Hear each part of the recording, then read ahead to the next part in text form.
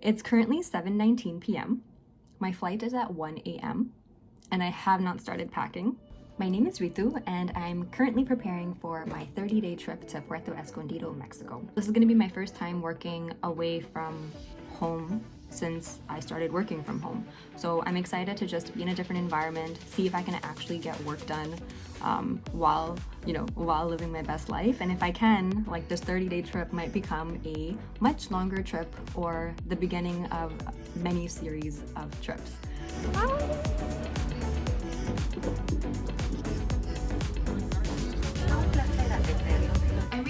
It's been a wild couple of hours so far. I took a taxi from the airport to my hostel and I saw palm trees and mango trees and I don't know what the coconuts grow off of. Maybe it's a palm tree, but I saw those trees and it just feels so nice to be in a tropical environment. I'm, as you can see, wearing a tank top and a skirt, which is wildly different from what I was wearing at home, and I'm so happy that that's the case. When I initially arrived, my room wasn't ready yet, but I'm living at this co-working, co-living place. So they have this beautiful patio with lots of furniture, lots of shade from the mango tree, and it is lovely. While I waited, I ordered a smoothie and I put on a podcast and I kind of just like relaxed. Can we hear the dogs? After I came into my room, I fell asleep for a couple of hours. It was meant to be a 2-minute nap. It turned out to be a 2-hour nap, but it was, worth it.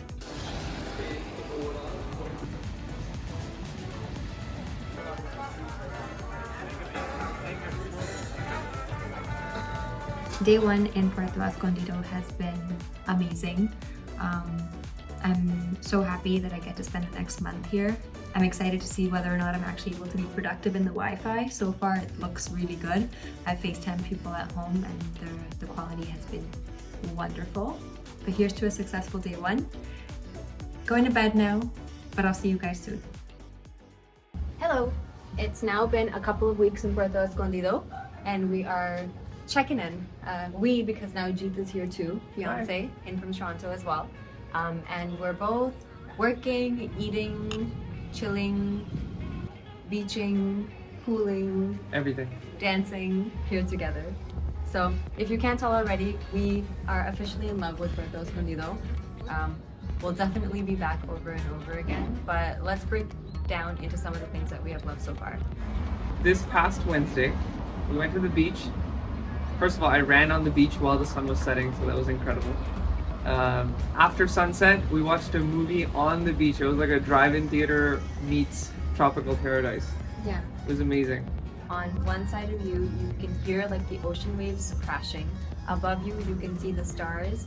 And then when you look over to the side, you can see like the moon and the silhouette of the palm trees. It was surreal. It was so beautiful. I have very much enjoyed just like the pace of life and the type of people that are here.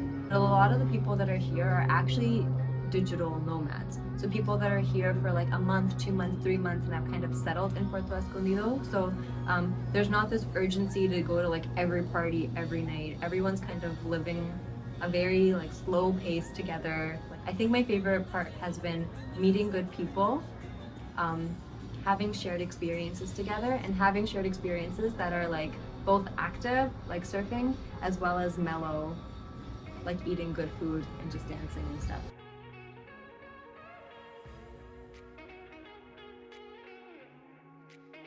I think I have loved everything in Puerto Escondido so far. Least favorite experience is maybe that getting around is a little bit tough.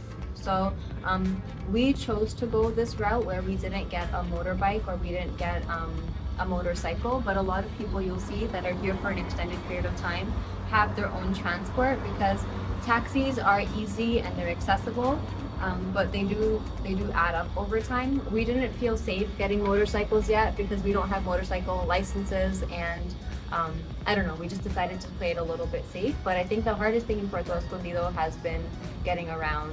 My least favorite experience, interestingly enough, has been the weather. It's like one of my favorites, but it also comes with a downside, which is like, so for context, the day I flew, it was minus 18 Celsius. It was incredibly cold, and so coming to plus 35 felt like Celsius. magical. Celsius again, yeah. But the heat does get crazy, especially during the mid-afternoon, like between 12 to 4 p.m. It's really bad. Like you can like feel it like draining your soul away. If you're a foodie, this place has every kind of cuisine for you. We've had pad thai, we've had ramen, we've had pizza, we've had burritos, we've had juices, literally everything. So pancakes, omelets. No concerns for food. And we're vegetarians, so if you're not, you will go to town at this place. Yeah, there are ATMs everywhere. No need to stock up on cash. The currency is pesos. Come ready to swim because there's so many beautiful beaches and pools, and the waves are amazing for every level of surf. So you're gonna spend a lot of your time, especially with the weather, inside the water. So come prepared for that. But everything is here. You don't need to overpack. Groceries, pharmacies, everything. One thing that's true here is like other than places that are specifically meant for work, the Wi-Fi in Puerto Escondido is pretty poor. What we did for the second half of our trip is we just loaded up our SIM cards with data. So you can get for 500 pesos, which is like, I don't know, like 35 Canadian dollars, you can get 8 gigs of data.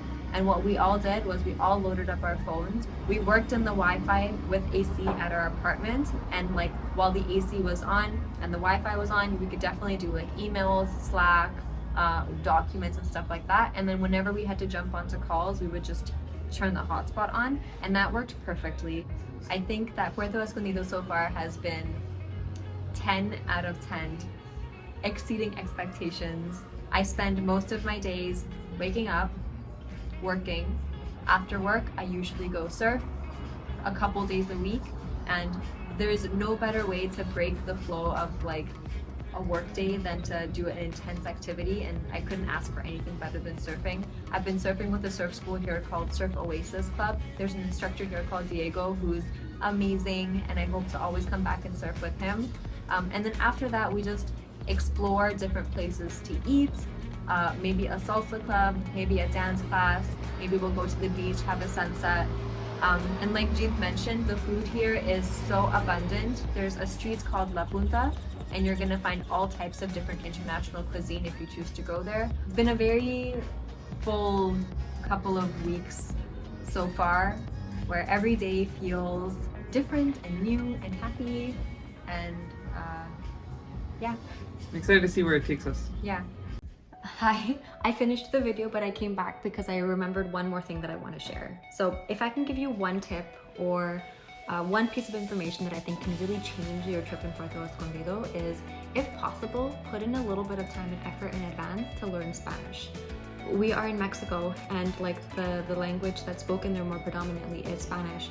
And if you have the ability to communicate with people in their language, I just found the experience to be much more rich. I'm not really where I would like to be with respect to Spanish. I only really know enough to get around, but I was able to make friends that, you know, were local or were traveling from different parts of South America, and they were very fluent in Spanish.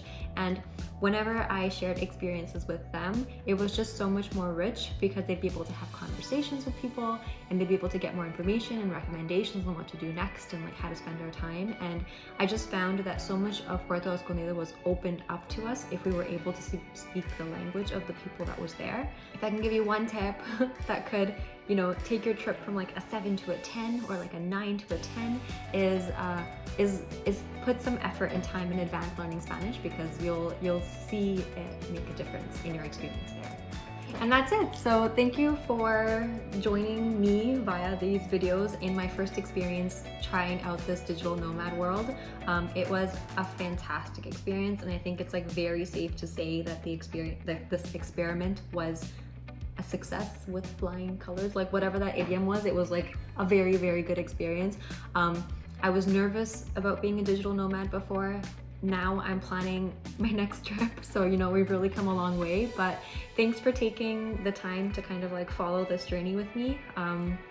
Best of luck if you guys decide to do this too, and hopefully see you soon. Bye.